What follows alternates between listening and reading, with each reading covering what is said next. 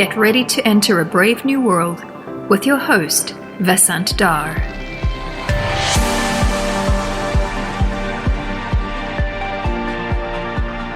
In a previous episode with Daniel Kahneman, we talked about noise in human decision-making and how it leads to various kinds of judgment errors in criminal justice, healthcare, lending, insurance, etc. Today's episode is about bias. In science, we think of bias as a systematic deviation between observations of data and an accurate description of a phenomenon. So if you're shooting consistently towards the left of the bullseye, that's bias. In social science, bias refers to a systematic prejudice towards a group. And if you use biased data to guide our decision-making, we have a big problem on our hands as we move towards a brave new world of machine-based decision-making in various aspects of our lives. My guest today is Solon Barocas, who is principal at Microsoft Research and on the faculty at Cornell University. Solon is a leading thinker in the area of fairness, accountability, and transparency in machine learning, which some people call FAT-ML. He is, quote-unquote, a pracademic, a word I use to describe people who are scientists but who like to make things work in practice. Solon, welcome to Brave New World. Delighted to have you on the show. Thanks, Vasant. It's wonderful to be here. By the way, I must share with you that I'm fascinated by names, and you have a most interesting one. A few months ago, I was reading this book by James Robinson called The Narrow Corridor, which describes why some societies thrive while others do poorly. And he goes back to ancient Greece and this Athenian character called Solon, who was charged with creating more democratic laws during a time of real discord between the major clans and economic classes, more democratic than the laws that were crafted by a guy called Draco, which is where draconian comes from. So apparently Solon was trusted by the rich because of his wealth and by the poor because of his integrity. An interesting role model for you, Solon, wealth and integrity.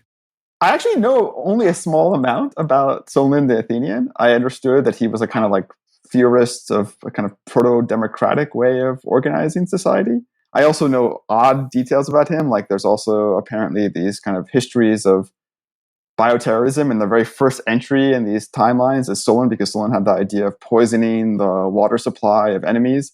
And so I think he was a person with many different ideas, and I kind of come across bits and pieces, but I did not know the one that you just shared with me. So, yeah.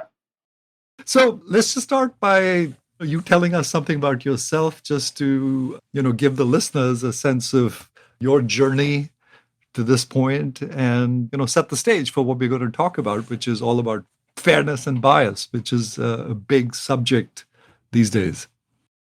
Thanks, Vasant. Yeah, so I'm currently a researcher at Microsoft Research. I continue to have an appointment at Cornell University in the Information Science Department as well.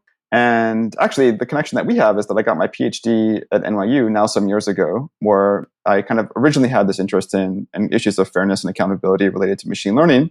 And my work over the past decade has focused on these issues. So I kind of take a legal and philosophical perspective on the issues that machine learning raise.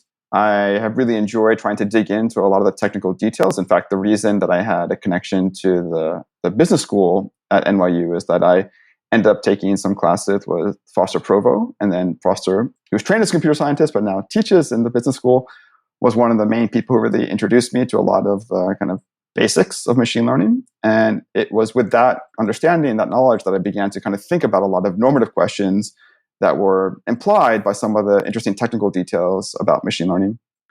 And so I've spent a considerable amount of time trying to think about how machine learning intersects with concerns around discrimination. I've written a number of articles on that topic. I've also been really involved in trying to foster a community of researchers and practitioners that are studying and trying to address these issues. And I'm very interested in trying to do work that, I think offers some rigorous kind of theoretical foundations for thinking about this, but also doing work that has applied payoff. And that's me. Cool. I love the work you're doing in this area of accountability and fairness.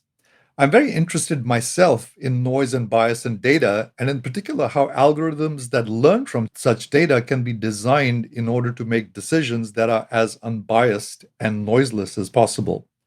It's a big challenge, and there's no getting away from it. So let's start with the timing of the current surge of emphasis on bias in society, which seems to be driven by a resolve to correct for centuries of bias in human affairs. In my lifetime, I think we've seen tremendous progress towards all kinds of equality, as in race relations and women's rights, and also in our norms, the way we deal with each other on a daily basis. So, why this sudden indignation about bias, given that things have been heading in the right direction for decades? So it's interesting. There's some really useful and important work in sociology that has sort of demonstrated that the nature of discrimination has shifted over the past few decades, where at one point it was sort of overt and explicit, where people would kind of say to your face that they held prejudicial views. Over time, that's become sufficiently, perceived as sufficiently distasteful that people have learned not to kind of speak in such overt terms. And yet what sociologists still find doing empirical research is that discrimination is quite persistent. And this is true, in labor markets and credit markets and other places. And it's in part because where these issues have kind of migrated is into the less visible parts of the process, right? So into people's kind of implicit reasoning about the suitability of candidates and the kind of discretion they maybe exercise when making decisions. And so I think the reason there has been a fairly robust conversation about these issues in the context of machine learning is that, at least for some time, there was kind of excitement that formal tools like automated decision making, and in particular machine learning, would be a way of once and for all stamping out the kind of human bias that continues to plague a lot of these decision making procedures. And I think that enthusiasm provoked strong reactions, right? The sense that okay, even if we're able to make our decisions more data-driven, it doesn't necessarily mean that they suddenly become significantly less biased than the human decision-making that, in theory, it's trying to replace. So while I agree that there has been progress and certainly norms have changed, I think what has been a source of a lot of the interest and concern here is the sense that there was maybe naive enthusiasm about how much automated decision-making or machine learning would do to sort of combat these issues. So I think perhaps the kind of strength of the reaction partially reflects a kind of concern that it's too easy to think that these things are objective or always accurate or somehow neutral. And a lot of the work is trying to show how that is just not the case in many settings. So is there a danger that being zealous for correcting for existing biases could induce other problems into the decision-making process, such as ending up with systems that reject able candidates for jobs or reject loan applications from deserving candidates because we must follow some sort of anti-discrimination policy-based quota that's supposed to correct for some existing bias?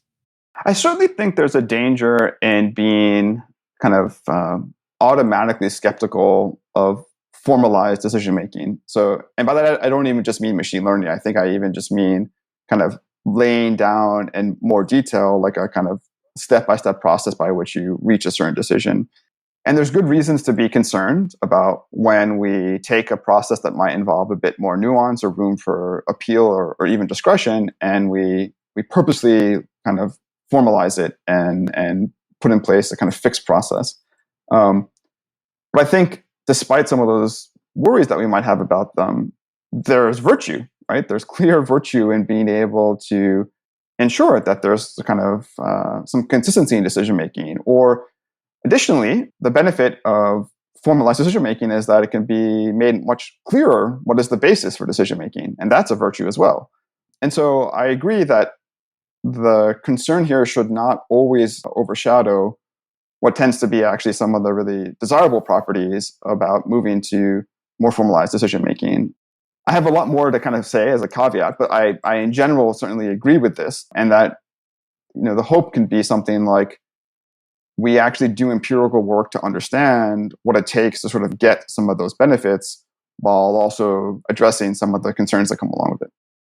Let's get specific with some examples, just so we can understand the nature of the problem, right? There's been a lot of attention on criminal justice. Compass system has been widely discussed. Is it biased? Is it fair? With different sides presenting evidence to support their views. The same thing happens in lending and credit decisions. So these are areas of human activity where historically, there's been a tremendous amount of human bias where people exercise judgment. But let's talk about criminal justice and lending. So take either of them or both of them, and just if you can sort of lay out exactly what the landscape looks like in terms of what the issues are. Like, what are people arguing about?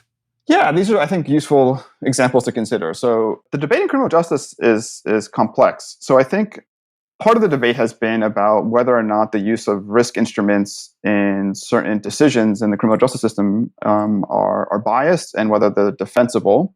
And this, I think, has taken place against the backdrop of evidence that shows that there is a fair amount of inconsistency and noise in judges' decisions. And so the idea was to sort of try to rationalize some of these judgments and put them, again, on a more empirical footing using these kind of risk instruments. And I think there you can have a discussion about whether or not it sort of achieved those goals. So do these make decisions more consistent? Do they make them more accurate? I think, however, there is a not insignificant part of the community that is not necessarily interested in debating whether or not these are biased, but more sort of rejecting the idea wholesale that we should be talking about this in terms of bias at all. So I think there's a kind of a contingent of people who are sort of arguing that the goal should be to kind of decarcerate, to limit the number of people who are sort of in jail. We should be focused not on trying to judge whether someone is likely to recidivate, but instead focused on what is necessary in terms of the support we offer them to reduce the likelihood that they will have another encounter with the police, to sort of address the determinants of the behavior that ends up, leading to someone's arrest. And I think this is a sort of fundamental difference in the way that people are thinking about the problem. So one is very much focused on what are the kind of structural conditions that are producing these outcomes and what burden or obligation do we have to address them? And others sort of saying, given that this is the kind of situation that we're in, can we do a better job of predicting who is likely to have future contact with the police? And so I think these are just sort of fundamentally different orientations. And it can be challenging to kind of know when people are debating like which orientation they're speaking from. I think the situation is slightly different in the case of credit, where increasingly I think there is a sense that while lenders are doing a decent job trying to kind of address things like disparate treatment, meaning limiting the degree to which lenders might be actively considering, for example, someone's race or gender when making decisions, that perhaps not enough has been done to encourage lenders to discover other ways of lending that reduce disparate impact, meaning reduce the kind of difference in the rate at which they're lending to different groups. And so at the moment, there's an interesting conversation unfolding about the value both of new sources of data beyond what is present in people's credit files and new learning methods. So, learning new credit scoring models with more sophisticated, more modern techniques like machine learning techniques. And I think there's enthusiasm to kind of see that the field advances both by improving the accuracy of some of these models, but also creating more of a positive obligation on the part of lenders to really do some critical assessment of their own tools and try to reduce as much as possible these kinds of disparities. So in that scenario, in the setting of credit, I think there's a bit more of an agreement about what the stakes of the debate are. Whereas I think in the criminal justice setting, people have, I think, just fundamentally different views on whether or not, pre-trial detention is even a legitimate thing, or whether incarcerating people is something that can be defended given like the long history of racial bias in the criminal justice system. So that's really interesting. Let me see if I can paraphrase and maybe add a little more color to this discussion. Is the issue that a lot of these systems are backward looking? So they describe the world as it's been until this point. And we know that there's been bias that may have arisen due to what you call structural factors like education, poverty, the healthcare system, inequality, family structure, like those kinds of things. Right? So those are like structural factors that probably impact risk. So I can see that a concern being that, look, these are backward-looking systems. And because they're backward-looking, they perpetuate this bias that may have existed due to these structural factors. And the world has now changed. So, in other words, are certain types of people less represented in the data or misrepresented by the past, with the result that there's higher uncertainty or noise about them and hence higher risk and therefore a higher adverse bias? In other words, the bias isn't always intentional, but arises out of some greater uncertainty by purely looking in the rearview mirror. Sorry, I went on there for a little. I think it's very helpful. And actually, it reminds me of work that Logan Kepke and David Robinson have done on what they call zombie predictions in the context of criminal justice. And what they are basically describing is the use of risk instruments in pretrial detention in settings where there has been some significant policy change in that jurisdiction that actually is likely to change who is more or less likely to have some future arrest.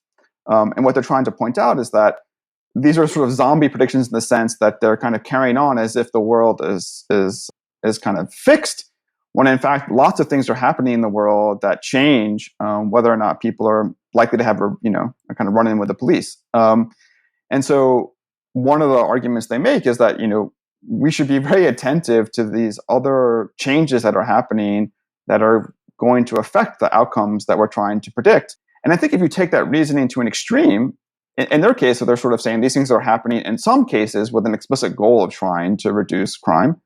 In other cases, you can think of it as being a way of saying, instead of just narrowly focusing on whether we can predict these outcomes, let's think about the causal determinants of those outcomes and ask what policies we can introduce that are likely to reduce them. And these are all, I think, like a quite different way of reasoning, right? Sort of people have been arguing for the past couple of years that causal reasoning is sort of necessary here because maybe the goal should not be just to kind of predict the outcome, but to ask why the outcome comes to pass.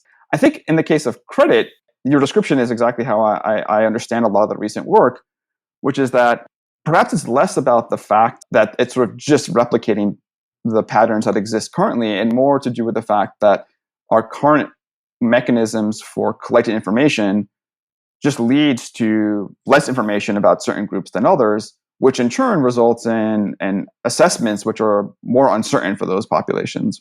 And so I think in practice, for high uncertainty applicants for credit, I anticipate that they're just categorically rejected because uncertainty is so high.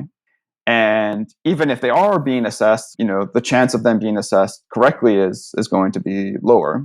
And so some recent work has tried to actually quantify the degree to which worse outcomes for historically disadvantaged communities is attributable to noise, meaning a kind of lack of signal in the data, versus actual bias. And they find that a lot of it actually stems from noise. And this is sort of not surprising, right? Like there's this whole notion of thin credit files in credit, which is the idea that some people are just not particularly well represented in their credit files, perhaps because they're part of the informal economy, maybe they get paid in cash and so on.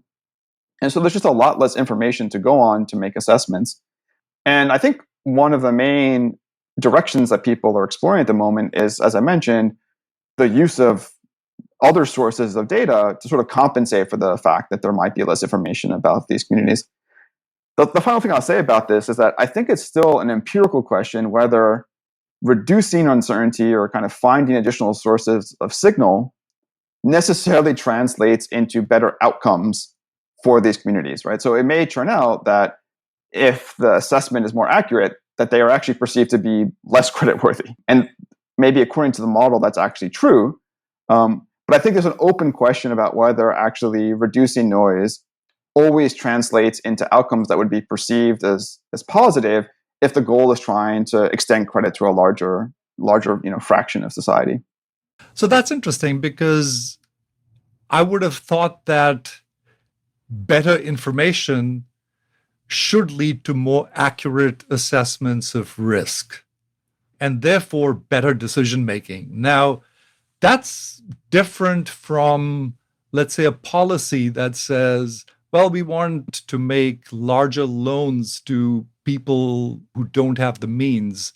And that seems to be sort of more of a policy directive that's then sort of put on top of the decision making. But it would seem to me that better information should lead to more rational outcomes, better outcomes, all other things being equal. Yeah, so I don't disagree. I think though there's just been a slight conflation in the debate between improved signal and reducing disparities and lending rates between groups. And I just don't think that's necessarily true. So yes, decisions could become more rationalized and they perhaps become more accurate. Whether that actually helps to reduce the disparity is a sort of independent question. And I think, understandably, people believe this because the thought is that, as I was mentioning, that a fair amount of this disparity at the moment seems to be attributable to the fact that there's more noise for some groups than others. But again, I think it's kind of worth investigating as we go down this road how much improvement we actually see in reducing the disparity in lending rates as we begin to rely on additional sources of information and new modeling methods. So it strikes me that we haven't really defined what we regarded as fair decision making if a machine were making risk assessment decisions in credit or criminal justice. There's been an ongoing debate about whether the famous Compass system, for example, that was involved in making parole decisions was fair. And to the best of my knowledge, we still can't agree on it. Critics argued that the system had higher false positive rates for Black defendants than for whites, whereas the creators of the system said their risk scores were reflective of risk, and we should expect higher false positive rates for a group if its base rates of crimes were higher. So how can we possibly expect a machine to be fair if we can't even agree on what fairness means? How do you think about this? Yeah, so I guess I have a few different thoughts. So I think first, what's interesting about the debate around Compass is that at least initially, it was not obvious that the journalist at ProPublica who wrote the initial story highlighting these issues, it wasn't clear that they actually had a slightly different notion in mind of what would constitute fair decision making than the developers of the Compass tool. So people might recall that the developers sort of defended their approach by saying that it satisfied calibration. And so calibration is this particular idea that, when you sort of place people into these risk buckets, that there is a similar average likelihood of the outcome regardless of what your group membership might be, right? So if we say that, you're in the kind of like, there's a 10% chance that you'll recidivate of the people who are placed in that kind of risk band, all people, regardless of their membership, meaning Black or white, men or women, on average, will have a 10% likelihood, which is a reasonable way to think about how to justify your approach. It turns out that what ProPublica was focusing on is, as you say, a slightly different thing, which was the difference in the false positive rates. And it was actually only later when academics, Alex Chulachova and then some colleagues at Cornell, Manish Raghavan and John Kleinberg, were able to kind of show that actually these different ways of thinking about what constitutes fairness or intention, and depending on the base rate of the underlying outcome that you're trying to predict, it can be impossible to sort of simultaneously satisfy all these different notions. So this has sometimes been taken to kind of mean like, well, then there's nothing we can really do, right? Like we just kind of need to make a decision about which notion of fairness we care about. No one can kind of criticize us for choosing one over the other because there's no way to avoid making the choice. But I think the relationship here to noise is important. And in part also, I think, to what I was saying earlier. So in some cases, you might think that perhaps we can kind of do a better job by getting more signal. And in the case of credit, that seems to be the direction. But I think in other cases, there's just kind of no way to do a particularly better job without making some type of intervention in the world. So one thing that people have been advocating for quite some time now is to sort of recognize that, at least with respect to predictions about the likelihood that someone will fail to appear to their court date, if you kind of investigate, what you discover is that only a very small fraction of people are explicitly trying to avoid their court date. Most people have kind of impediments that keep them from showing up. So, for example, they have a job with an inflexible work schedule, so they can't take time off without losing their job. Or perhaps they have family care obligations that make it difficult. But the one that people in particular have focused on is that providing transportation to the court on the day of your court date has a remarkable effect on like how likely it is for someone to show up. And so what this is really about is like, how do we intervene in the world to change the underlying base rates rather than sort of accepting that this base rate is fixed and there's nothing we can really do about it. So this is maybe a recurring theme in my comments, but I think it really highlights perhaps some of the kind of limits to what you're able to achieve by tinkering with the algorithm, rather than thinking about, okay, given that perhaps there is this tension between different notions of fairness, maybe we should be focused instead on how do we address the differences in the base rate. So to me, I think like that these kind of impossibility findings should not be seen as like a kind of free pass to choose whatever you want. And they also should not be seen as sort of a depressing finding that says there's nothing we can do. I think when we find ourselves in those scenarios, it should be a reason that we're motivated to explore other ways of dealing with the problem, rather than just sort of changing the way that we make decisions. That's very well put. The goal of simple interventions to change the base rate or to nudge the outcome in a good direction by making compliance easier instead of harder. But I was thinking about more creative use of new technologies to compensate for the base rate problem. A lot of noise in decision making seems to arise because outcomes are difficult to predict based on the available data that we use to proxy risk. And if you don't know whether the parolee will show up or quote unquote behave while on bail, you end up making a conservative choice. But new technologies make it easier and almost costless to stay connected to individuals, not only through things like text messages and reminders, but also by monitoring individual behavior. So maybe the loss of privacy is a reasonable trade-off for the privilege of being quote unquote free while your case is being processed. That might also alter the base rates and move us towards a fairer society, albeit at the cost of some sort of big brotherness. It reminds me of this book called Nudge, which is about encouraging the kinds of behaviors you want to see and collecting better data in the process. What do you think? So this is actually exactly what other proposals have picked up on. So another common proposal is to send people text message reminders of their court date. And again, some of the empirical studies show that this is surprisingly effective. And so I'm not necessarily endorsing any of these things as the kind of correct approach, but I think they just sort of highlight a different orientation toward the problem, right? It's sort of saying, let's ask like what kinds of things we can do to change the base rate, rather than sort of accept that as fixed and then just make predictions, taking that as a given. So Nudge is certainly an example of these seemingly very cheap interventions that we can make that potentially have very meaningful impacts on these kinds of base rates. So understandably, I think policymakers have been drawn to Nudge because it just seems like a very, very inexpensive way of possibly having impact that maybe in the past seemed like it would be very, very expensive. So let's come back to decision making, right? Because you've mentioned noise a few times, and my previous guest, Daniel Kahneman's written this book on noise, where he discusses all kinds of problems, including criminal justice, credit, hiring, all kinds of things where noise occurs. So by the way, so the definition of noise is sort of the undesirable variability in human judgment. That is, given a case, different judges would arrive at different conclusions. And so that constitutes noise because it's undesirable, right? Given a case, everyone should arrive at the same decision.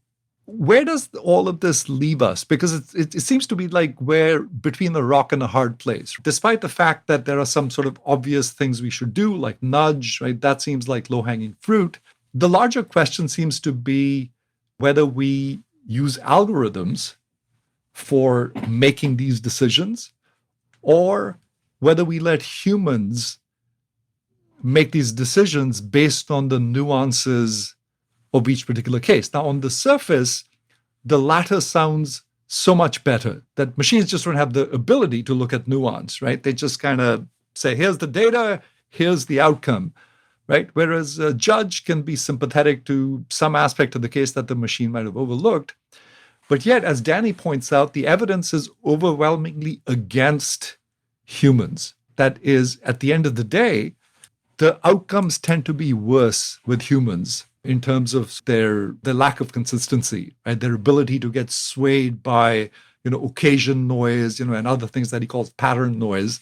So when I think about this, I think, we seem to be sort of between the rock and a hard place here. What should we do? How should we think of how to organize decision-making in these major systems of our lives, such as criminal justice and credit?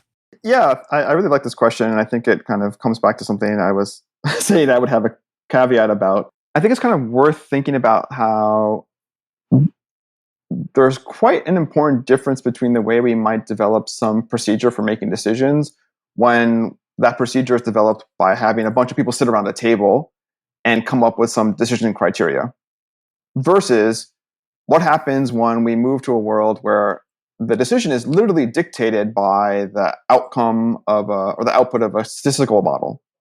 And I think in the first case, when we're sort of sitting around the table discussing what the criteria should be, lots of different judgments can enter into our reasoning about what is a good criterion for this judgment. So sometimes it might be we think this is an important thing to consider because we expect it actually will reliably predict some outcome.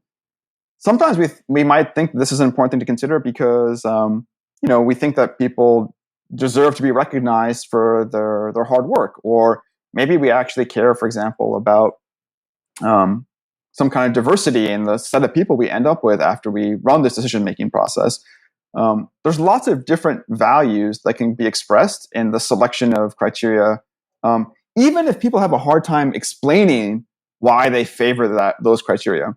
Whereas I think like if we move to a world where decisions are just being based on the output of a statistical model, everything sort of gets packed into the choice of the target for that model. So what exactly is it that we're trying to predict, right? So, and is that prediction sort of synonymous with our overall goal?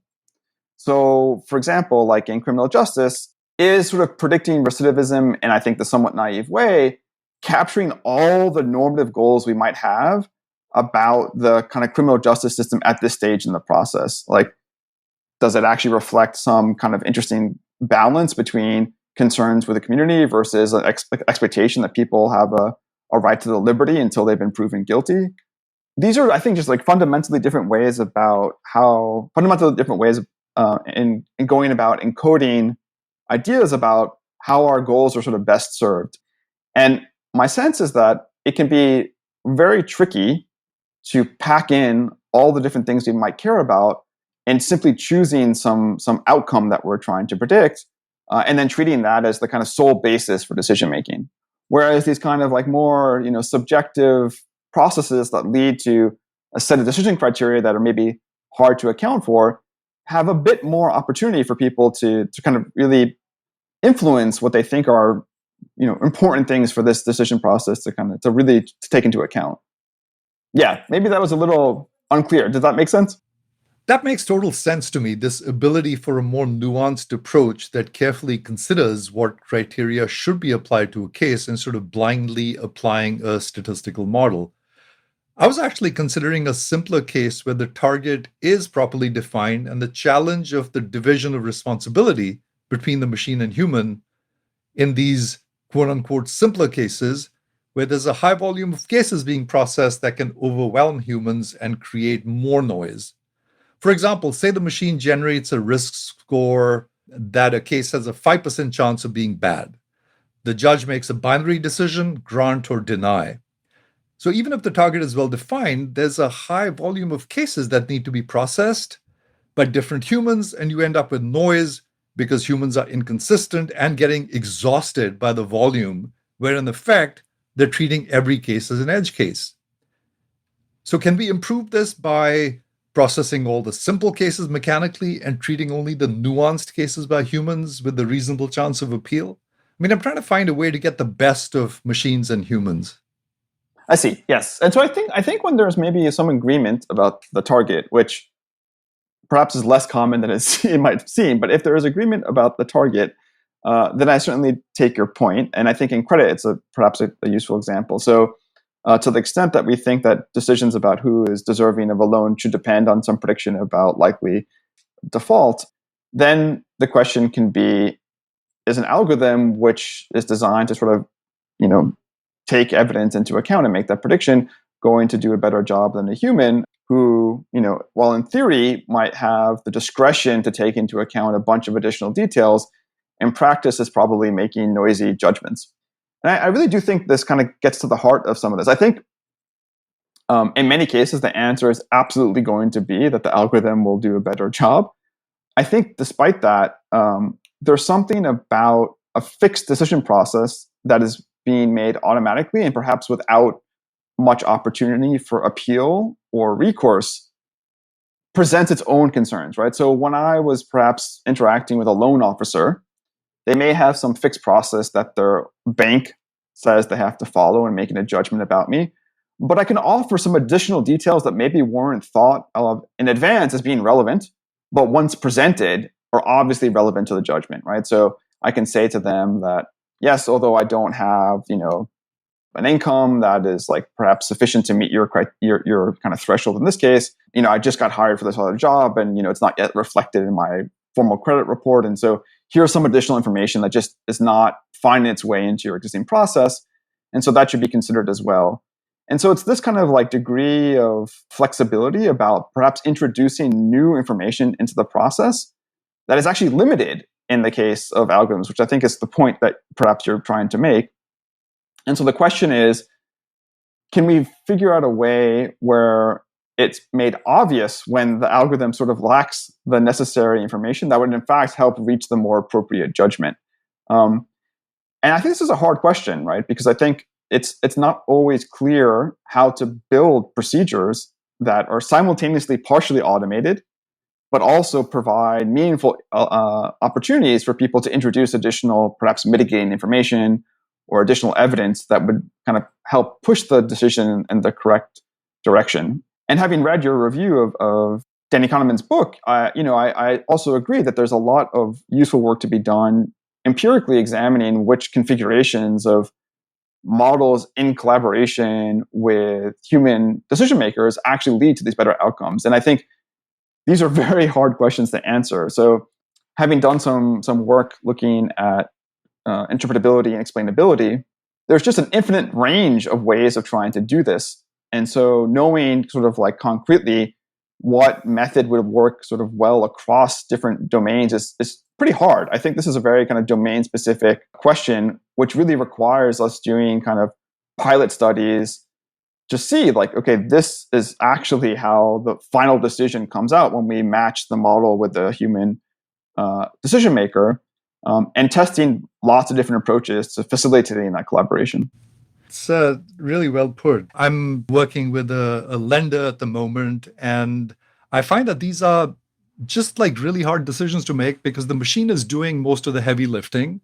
It provides a score, and then the human looks at it and says, this looks interesting, but maybe we should require a little more collateral, right? Because there's risk. And I realize that this person's got a new job, but it's still a riskier case. We'd like to make this loan. How about we negotiate and figure out something that works for us and works for the borrower as well, right? That's the kind of stuff that's hard for a machine to do.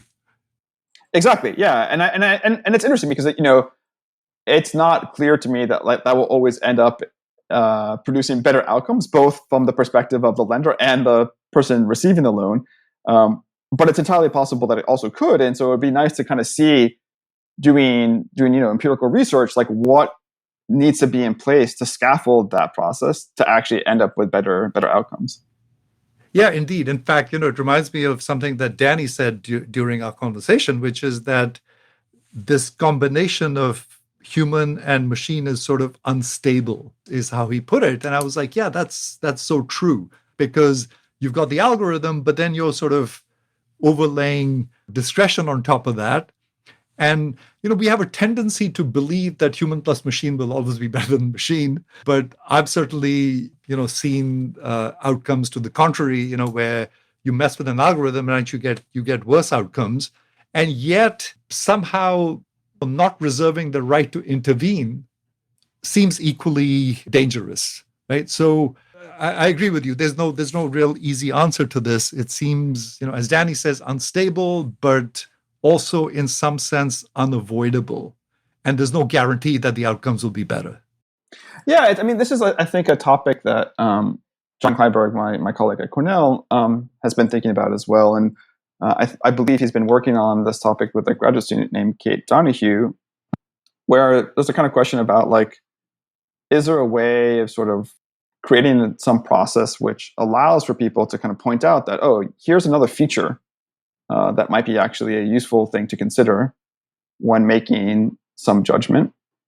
And this was not something that had been considered in advance, and so wasn't in the existing model. But once pointed out, this can become something that gets folded into the process. And so, again, this is like not only thinking about what is the right mix of kind of automated decision making plus human discretion. This is also about how do you build a kind of graceful process that allows for people to figure out additional things to fold into the model. So, to me, this is like an interesting question because I had often, in credit in particular, like there's often this kind of concern around explore exploit. So not necessarily collecting information about candidates who you rejected because you don't actually see how they would have done if you had lent to them. So there's already a kind of existing idea in lending anyway that we need to constantly actually experiment and kind of explore areas that, at least at the moment, we think of as not being particularly desirable to avoid this kind of sampling bias. But it's another thing to think about, like how do we not only expand our sampling of examples, but actually the range of features that we might want to consider, and what's a kind of thoughtful, perhaps more systematic way of doing that. Indeed. Yeah, I'd be really curious to look at this work you're referring to because, I don't think there's any easy answers here on the division between machines and people. And it just is so contextual. And it certainly doesn't say anything about the outcomes that result by, inserting humans in the loop.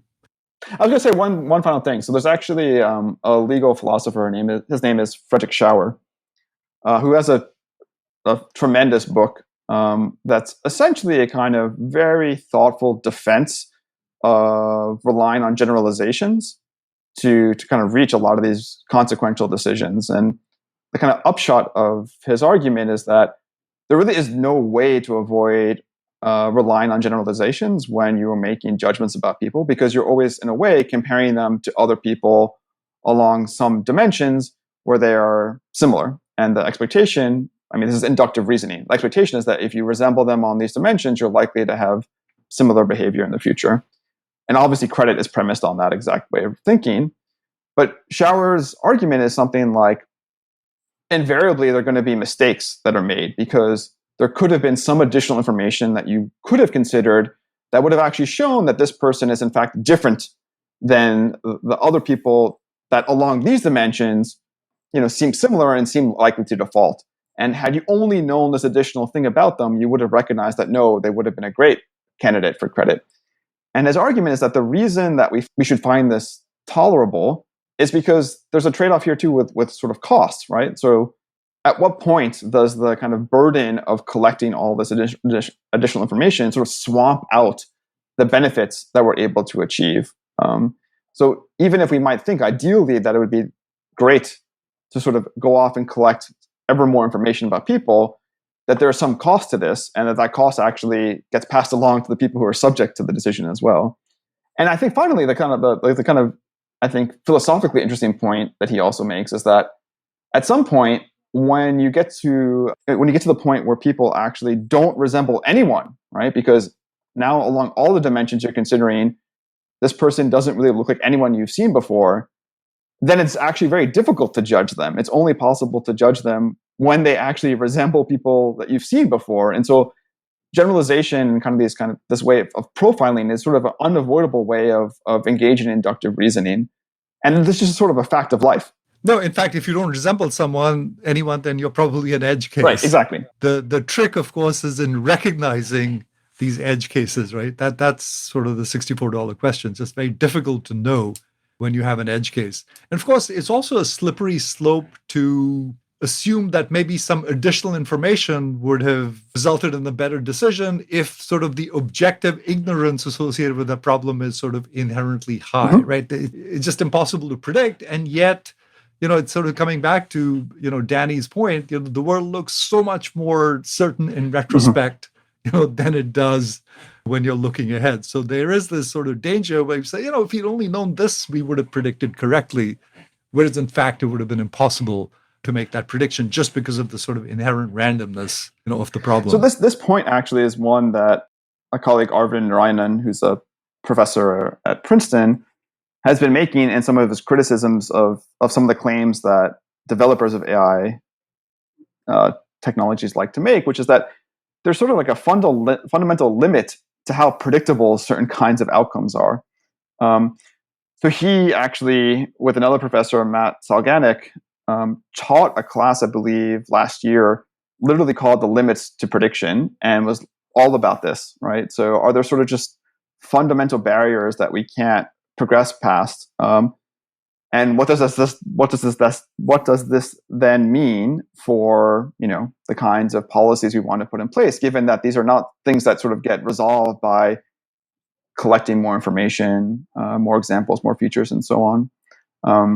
I should say actually that their interest in this grew out of this interesting competition that Matt Salganik helped orchestrate, which was this giant undertaking where they tried to use this longitudinal data set collected over many years, a huge amount of detail about children, where that information was being used to predict certain life outcomes. And the competition was sort of inspired by what is common in machine learning, these kinds of leaderboard competitions. So people were given the data set and the task and then invited to submit models. And the outcome of this research was that no one was able to do a particularly good job, and that even using incredibly rich data and the most modern machine learning techniques, that the accuracy that was achieved was pretty modest. And this was taken to be less a sign of the kind of lack of clever thinking on the part of the participants in the study, and more a sign of, I think, what you're trying to point out, that there's just in these cases some real limit to what we're able to actually predict, given how incredibly complex the world really is.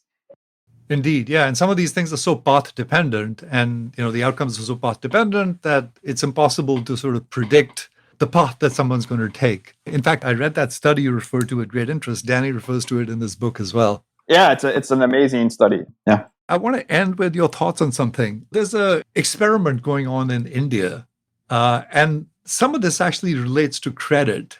In India, sort of there's this notion of creating a public digital infrastructure where certain things become digital utilities. So 10 years ago, 600 million Indians had no identity. So they introduced this system for identity, so people could then participate sort of more in the economics, and become sort of part of the mainstream. The next step seems to have been they've introduced this idea of moving from physical collateral to information collateral. So the way we currently make loan decisions is we say, well, do you own a house? What do you own? What are your physical assets, right?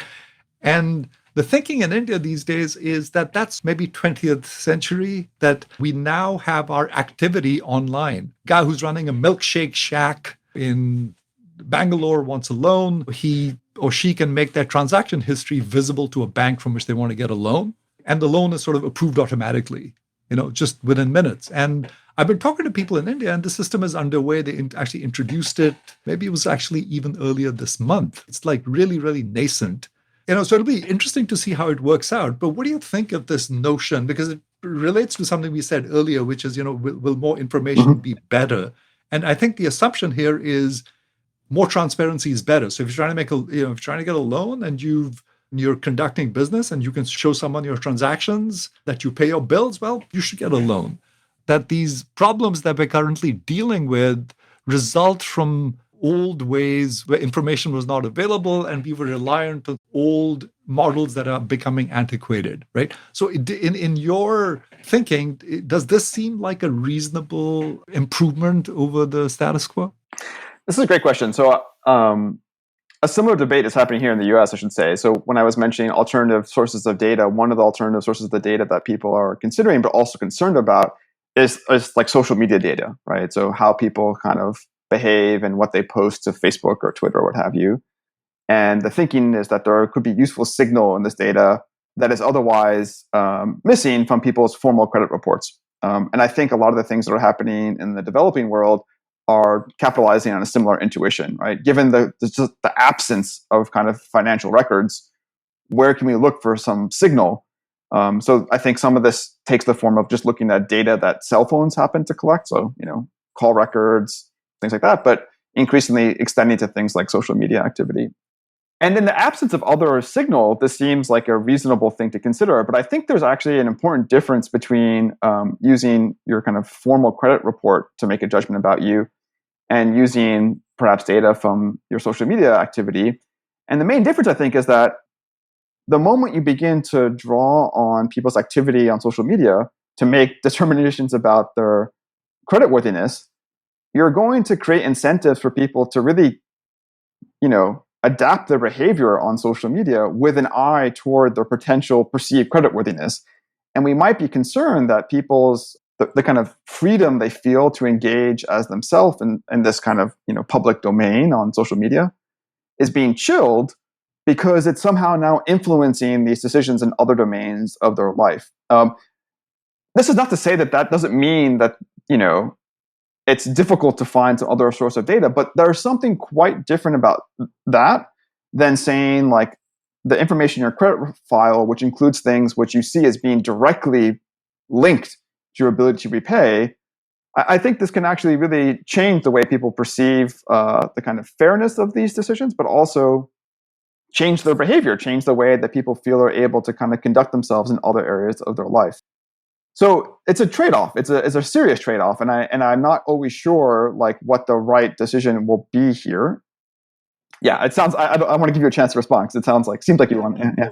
I mean, the way I see it is, it's sort of a move towards. It's a more sort of transactional view of risk, as opposed to what you're doing on social media. Which seems to be kind of the old way, which is let's collect everything about everyone and see what correlates with their creditworthiness, right? Which doesn't seem like a great way to move forward, because of, some of the reasons that you talk about.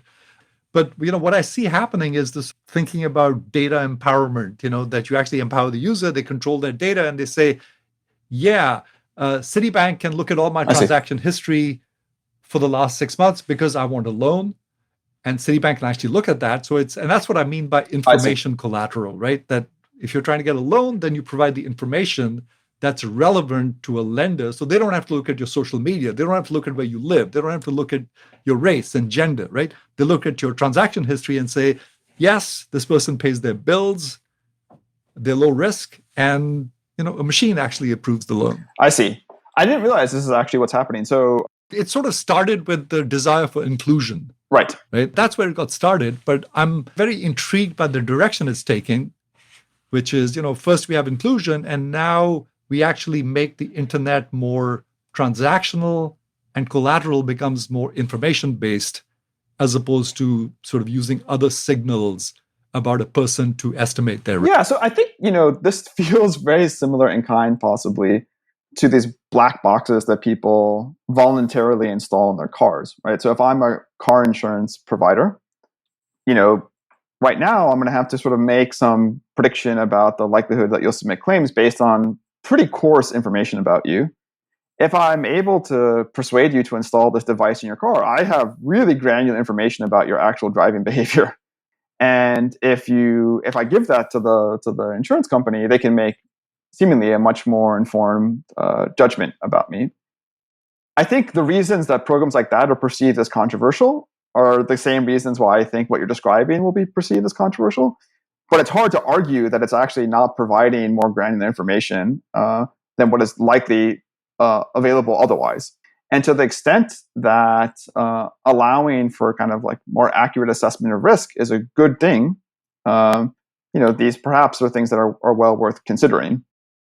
Yeah, it'll be interesting to see how this experiment plays out. Well, Solon, I can't believe that it's been more than an hour already. It feels like 20 minutes, so I don't know where the time went.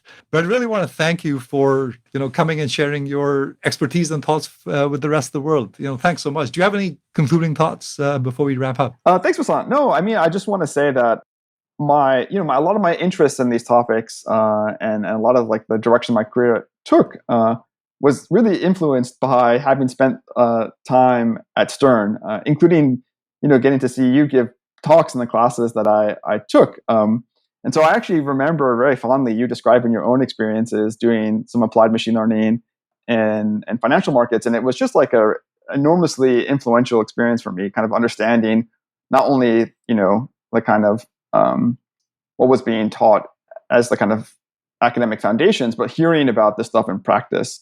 And I think increasingly, like what is important for a lot of these discussions that we've been having today is to try to get close to practice. Like I really think that there's it's hard to really have meaningful things to say about what the right thing to do in any of these cases without being really deeply tied in with the practical details. And so if there's kind of one thing I hope people take away from this is that even if we didn't kind of arrive at some final answer on some of these tensions, I hope people recognize that you can make more progress on these difficult questions if you really dig into the details of the particular domain and kind of think about what's going on there. So. Indeed. Yeah, no, there's no substitute for trying things out. Reminds me of one of my favorite Yogi Berra quotes. In theory, there's no difference between theory and practice. In practice, there is. Thanks, Alon. It's been a pleasure. Thanks a lot, Vasant.